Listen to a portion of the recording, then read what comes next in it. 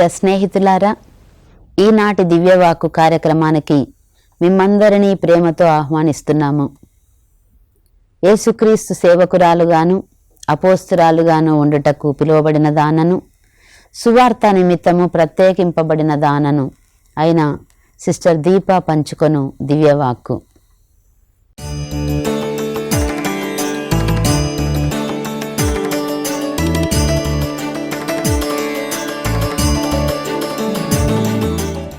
ఈనాటి మన ధ్యానాంశము ప్రభువు దుర్జనులకిచ్చే 5 శాపములు. ఈనాటి వాక్యంలో హబక్కూకు ప్రవక్త దేవుణ్ణి కొన్ని ప్రశ్నలు అడుగుతున్నాడు. హబక్కూకు ప్రవక్త దేవునికి చెడును గూర్చి ఫిర్యాదు చేస్తూ ఉన్నాడు. ప్రవక్తల పని సాధారణంగా అదే అయి ఉంటుంది. ఎందుకు ప్రభువా నువ్వు ఇలా చేస్తున్నావు, ఎందుకు ప్రభువా నువ్వు అలా చేయలేదు అని దేవునితో పోరాడుతూ ఉంటారు ఈ ప్రవక్తలు. అందులో ఈరోజు హబక్కూకు ప్రవక్త దేవుణ్ణి ఏం ప్రశ్నిస్తున్నాడో చూద్దాం. హబక్కూకు అనగా హీబ్రూ భాషలో కౌగలించుకొనుట. ప్రభువుని అడుగుతున్నాడు హబక్కూకు ప్రవక్త, ప్రభు నీవు ఆది నుండి ఉన్నవాడవు, నీవు పవిత్రుడవు, నిత్యుడవు, నాకు దేవుడవు, నన్ను కాపాడు దేవుడవు. నీవు బబులోనీయులను ఎన్నుకొని వారిని బలాఢ్యులను చేసితివి, వారిచే మమ్ము దండింపబూనితివి.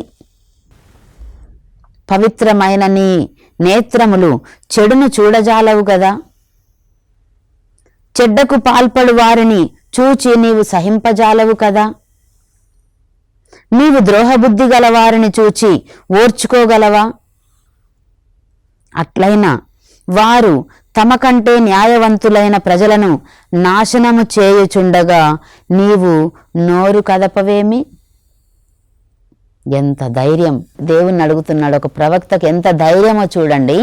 దేవుణ్ణి అడుగుతున్నాడు, ఇలా వారు అన్యాయం చేయుచుండగా నువ్వు చూస్తున్నావు, మరి నువ్వు నోరు కదపవేంది ప్రభువా అని అడుగుతున్నాడు.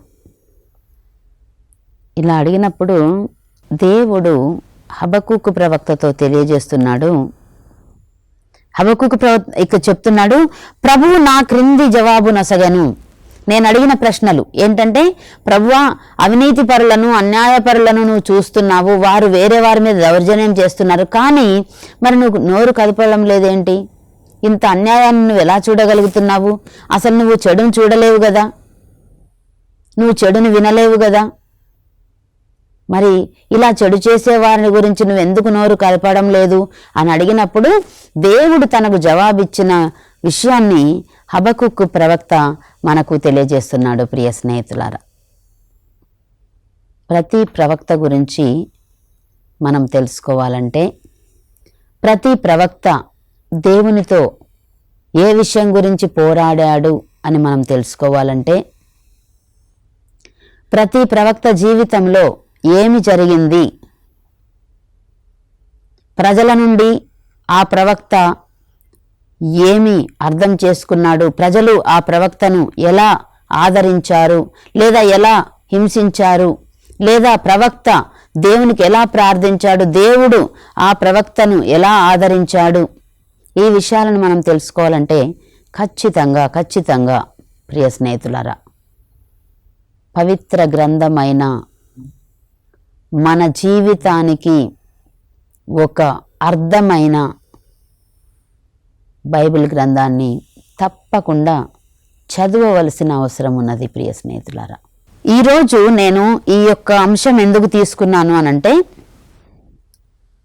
ప్రస్తుతం చాలా కుటుంబాల్లో జరుగుతుంది ఇది, కాబట్టి ఈ విషయాలను నేను మీతో పంచుకోవాలనుకున్నాను. ప్రియ స్నేహితులారా, దేవుడు హబక్కూకు ప్రవక్తకు తెలియజేసిన జవాబు చూద్దాం. నేను నీకు తెలియజేయు సంగతిని నీవు స్పష్టముగా వ్రాత పరికరములపై వ్రాయుము, సులువుగా చదువుటకు వీలుగా ఉండునట్లు వ్రాయుము. నేను నీకు వెల్లడి చేయు సంగతి నిర్ణీత కాలమున జరుగును, కాని ఆ కాలము త్వరలోనే వచ్చును, ఆ సంగతి నెరవేరి తీరును. అది ఆలస్యముగా నెరవేరునట్లు కనిపించినను నీవు దాని కొరకు వేచియుండుము, అది తప్పక జరుగును, ఇక ఆలస్యము జరగదు. ఆ సంగతి ఇది. ఏ సంగతో ఇప్పుడు చూద్దాం. దుష్టులు కొనసాగరు, కాని నీతిమంతులు భక్తి విశ్వాసముల వలన జీవింతురు. ఇది మన సబ్జెక్ట్. నీతిమంతులు భక్తి విశ్వాసముల వలన జీవింతురు. మరి దేవుడు హబకుకు ప్రవక్తతో చెప్తున్నాడు, 5 శాపములు నేను ప్రజల మీదకు తీసుకొస్తానని నువ్వు హెచ్చరించు అని చెప్తున్నాడు. మొదటిది ఏంటంటే దురాశ. ఒక చిన్న స్థలం ఉంటే ఆ చిన్న స్థలం గురించి తగాదా, కొద్దిగా ఆస్తి ఉంటే, కొద్దిగా నగలు ఉంటే ఆ నగల్లో ఒక తగాదా, కొద్దిగా భూమి ఉంటే భూమిలో వచ్చే పంట మీద తగాదా. ప్రియ స్నేహితులారా, చూడండి, దేవుడు చెప్తున్నాడు, మనిషికి ద్రాక్ష మద్యము మోసకరము, బలవంతుడనని గర్వముతో అతిశయించు వానిని నిలువనీయదు. అట్టివాడు పాతాళమంత విశాలముగా ఆశ పెట్టుకొని ఉండును. మృత్యువు వలె తృప్తి నొందక సకల జనులను వశపరచుకొనును, సకల జాతులను చెరపట్టుకొనును. కానీ త్వరలోనే ఓడిపోయిన వారు తమ విజేతలను అపహసింతురు, వారిని గేలి చేయుచు ఇట్లు పలుకుదురు. ఒకవేళ నీకు ధనమున్నది కదా, బలమున్నది కదా అని నువ్వు మద్యపానము తాగి నీ ఇష్టం వచ్చినట్లు నువ్వు ఇతరుల మీద వారిని నిలువనీయడం లేకుండా చేసినట్లయితే ఏం జరుగుతుందంటే, ఎవరినైతే నువ్వు ఓడించారో, నీ చేతిలో ఓడిపోయిన వారు మళ్ళీ తిరిగి వచ్చి నిన్ను అపహసింతురు అని రాయబడి ఉంది. చూడండి, దురాశ వలన తమవి కాని వస్తువులను పోగు చేసుకొని వారికి అనర్థము తప్పదు. దేవునికి స్తోత్రం. నాది కాని వస్తువు కానీ అది నచ్చుతుంది మనకి. నచ్చినప్పుడు అది మనకు కావాలని కోరుకోవడంలో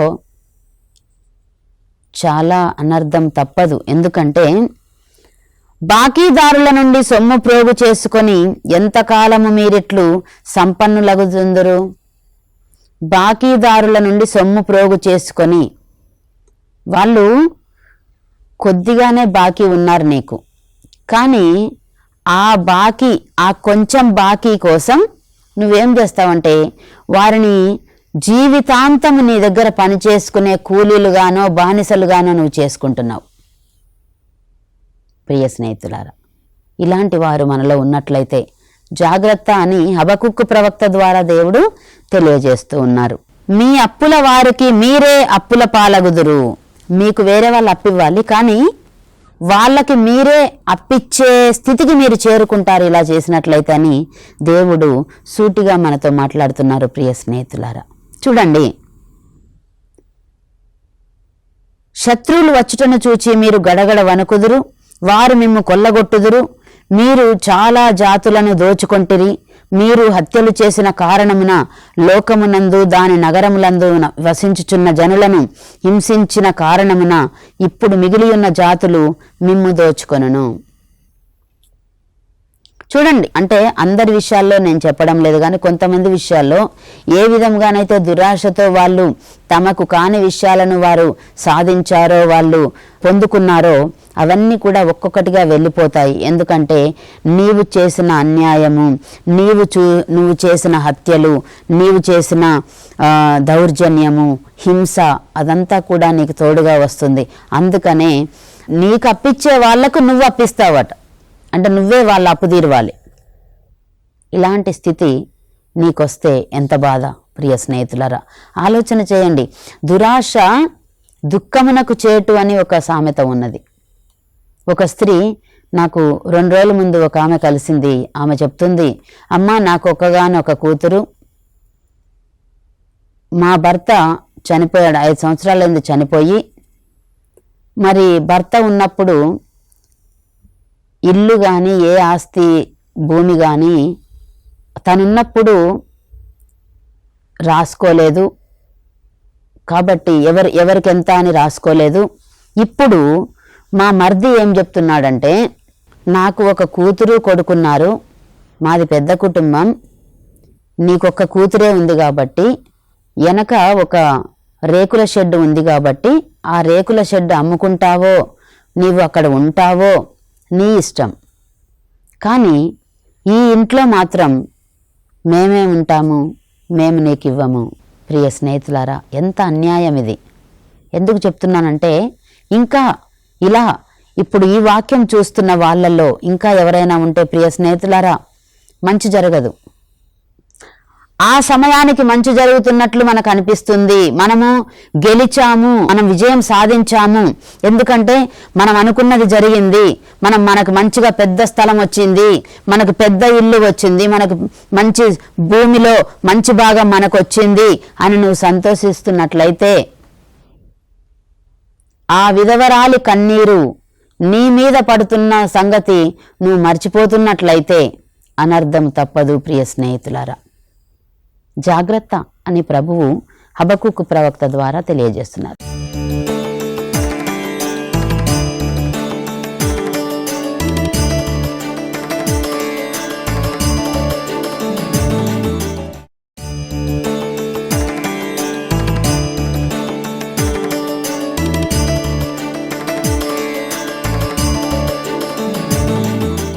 రెండవదిగా అన్యాయార్జనము. దౌర్జన్యము చేసి ఇతరుల నుండి దోచుకొని వచ్చిన సొత్తుతో తమ కుటుంబములను సంపన్నము చేసుకున్న వారికి ఆపదల నుండి తన కుటుంబమును కాపాడుకోగోరిన వారికి అనర్థము తప్పదు. నాకేదో కష్టం వచ్చింది, నాకేదో బాధ వచ్చింది, ఇబ్బంది వచ్చింది కాబట్టి నేను వాళ్ళని మోసం చేసి ఏదో విధంగా ఈ బాధ నుండి ఈ కష్టం నుండి నేను విడుదలవుతాను. మీ పన్నాగములు మీ కుటుంబముకు అవమానము తెచ్చెను. మీరు చాలా జాతులను నాశనం చేయుట వలన మీ వినాశనము మీరే కొని తెచ్చుకొంటిరి. మీ గోడలలోని రాళ్లే మీకు వ్యతిరేకముగా మొరపెట్టును, ఆ మొర మీ ఇంటి వాసముల నుండి ప్రతిధ్వనించును. దేవునికి స్తోత్రం. ప్రియ స్నేహితులారా, చూసారా, మన ఇంటి గోడలు కూడా మనకు వ్యతిరేకంగా దేవునికి మొరపెడతాయట. కాబట్టి అన్యాయార్జనముతో మనది కాని దానితో మన బాధలు పోవాలి అని ఇతరులను మధ్యలో ఉంచేసి వారిని మోసం చేసి మనం ఏదో గట్టెక్కాము అని సంతోషపడితే అనర్థము తప్పదు. మూడవ విషయంగా హింస. నేరములతో నగరమును స్థాపించిన వారికి, హత్యలతో పట్టణమును నిర్మించిన వారికి అనర్థము తప్పదు. మీరు జయించిన జాతులు కష్టపడి కట్టినదంతయు అగ్గిచే బుగ్గిపాలు కావాలనని, వారు అలసిసొలసి చేసిన శ్రమ నిరర్ధకము కావాలనని సర్వశక్తిమంతుడైన ప్రభువు నిర్ణయించెను. చూడండి, నేరములతో నువ్వు ఒకవేళ ఇల్లు కట్టుకున్నా, నగరమును స్థాపించినా, నువ్వేది చేసినా, హత్యలతో నీవు ఒక పట్టణమును నిర్మించిన, హత్య చేసి ఆక్రమించుకున్న ఇతరుల సొమ్మును గాని నీకు అనర్థము తప్పదు. ప్రియ స్నేహితులారా, ఒక వ్యక్తి నా దగ్గరకు వచ్చి కషాయ దుస్తులు వేసుకున్నాడు. అతడు వచ్చి నాకు చెప్తున్నాడు, ఆయన ఒక జోలే వేసుకున్నాడు, ఇలా జుట్టు ఇలా కట్టుకొని అంత కషాయ దుస్తులు వేసుకొని వచ్చాడు. వచ్చి చెప్తున్నాడు, అమ్మా కొంచెం సహాయం చేయండి అన్నాడు. నేను నా దగ్గర ఉన్న 50 రూపాయలు ఇవ్వబోయాను. ఏంటమ్మా 50 రూపాయలు అంటే 100 రూపాయలు ఇవ్వబోయాను. అప్పుడు ఆయన అన్నాడు, అమ్మా ఏంటమ్మా 100 రూపాయలు అన్నాడు. అయితే నేనన్నాను, 100 రూపాయలు నీకు డబ్బులుగా కనిపించకపోతే నేనేమి చేయలేను, ఈ 100 రూపాయలు కూడా నేను ఇవ్వను, మీరు వెళ్ళండి అని అన్నాను. అప్పుడు ఆ వ్యక్తి ఏమనుకున్నాడో తెలియదు కానీ ప్రియ స్నేహితులారా, తన హృదయాన్ని విప్పి నాకు మొత్తం సంగతులు చెప్పడం ఆరంభించాడు. ఆ సంగతులు విన్న తర్వాత నేనే ఆశ్చర్యపోతున్నాను. నేను ఆయన 100 రూపాయల దగ్గర నేను ఆయనని 100 రూపాయలు ఇస్తే నీకు కనపడతలేవా, అయితే నువ్వు వెళ్ళిపో, నేను ఇవ్వను అన్నాను. ఆ సమయంలో ఆ వ్యక్తి చంపేసే అంత శక్తి గల వ్యక్తి. ఎందుకంటే ఆ వ్యక్తి పంచుకున్న విషయాలు నాతో ఏంటంటే, అమ్మ నేను ఇప్పుడే మా నాన్నను చంపి ఇక్కడికి వచ్చాను.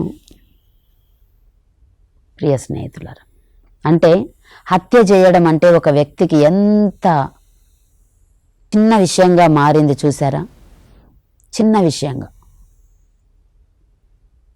ఎందుకు అనంటే, నేను చాలా రోజుల తర్వాత నేను ఇట్లా దేశాటనం చేస్తూ ఉంటాను. ఇంటికి వచ్చిన తర్వాత నన్ను ఎందుకు వచ్చావు అన్నట్లు చూస్తున్నాడు మా నాన్న. నాకేం డబ్బులు ఇస్తలేవు అన్నట్లు చూస్తున్నాడు మా నాన్న. కాబట్టి నాకు కోపం వచ్చింది. మా నాన్న తిట్టే తిట్లకి నేను కొట్టాను, మా నాన్న నన్ను కొట్టాడు. తర్వాత నాకు కొంచెం ఆ కొట్లాటలో నాకు కొంచెం దెబ్బ తగిలింది. మరి ఆ దెబ్బ నిజంగా బాగా తగిలింటే నేను చచ్చిపోయేవాడిని కదా. అందుకని ఎంత దుర్మార్గపు పని అంటే, వాళ్ళ నాన్న నిద్రించేటప్పుడు ఈ కుమారుడు వాళ్ళ నాన్నని పెద్ద కట్టెతో కొట్టి అక్కడికక్కడే వాళ్ళ నాన్న చనిపోయాడట. సరే, ఒక్క దెబ్బ తగిలిందనే ఆయన తిరిగి వస్తుండగా ఎవరో చెప్పారట, మీ నాన్న చనిపోయాడనేసి. ప్రియ స్నేహితులారా, ఎక్కడికి పోతుంది ఈ లోకం అంటే, ఇక హింసా కార్యాలు ఇలా ఉంటాయి. ఇలా హింస చేసే వాళ్ళని ఎప్పటికీ కూడా మీరు గుర్తుంచుకోవాల్సింది ఏంటంటే, దేవుడు చెప్తున్నాడు, భూమి ప్రభువు కీర్తిని గూర్చిన జ్ఞానముతో నిండి ఉండును. ప్రభు ఈ హత్య చూడడా? నీకు శిక్ష విధింపడా?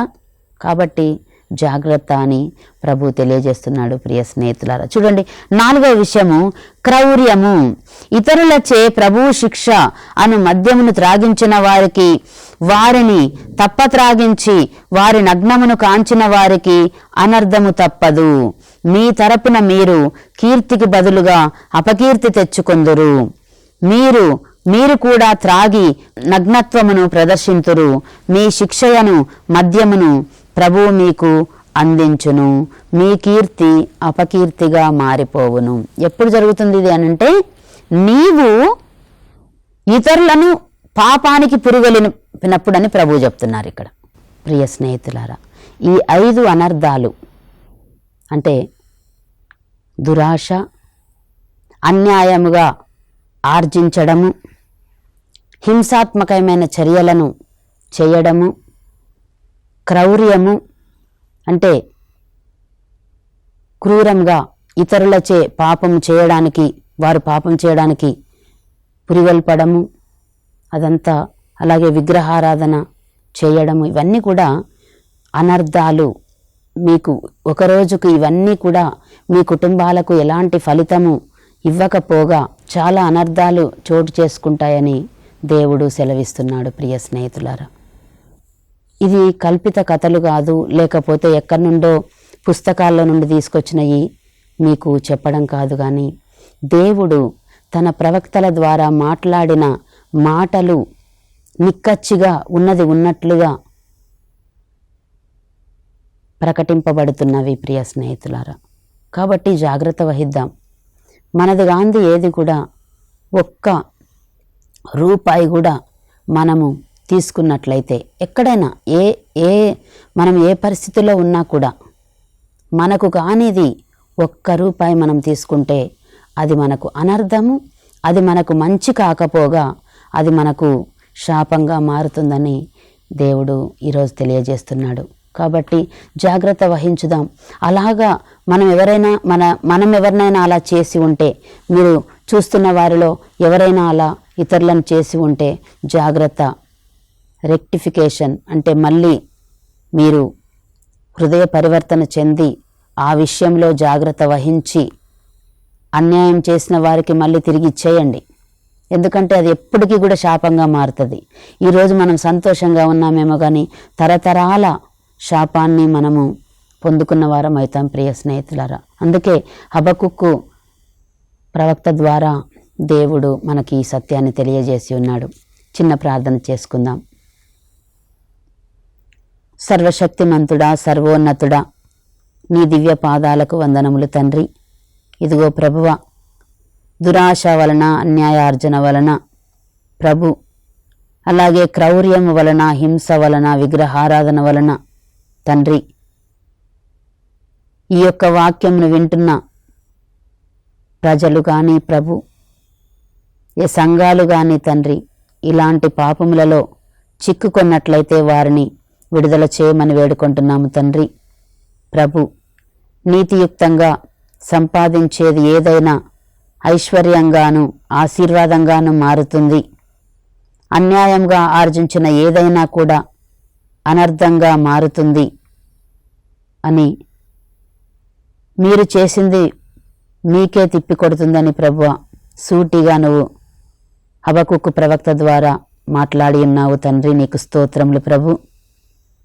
ఈ యొక్క దివ్యవాక్కు కార్యక్రమంలో పాల్గొన్న ప్రతి బిడ్డను, కుటుంబంను దీవించి ఆశీర్వదించండి ప్రభు.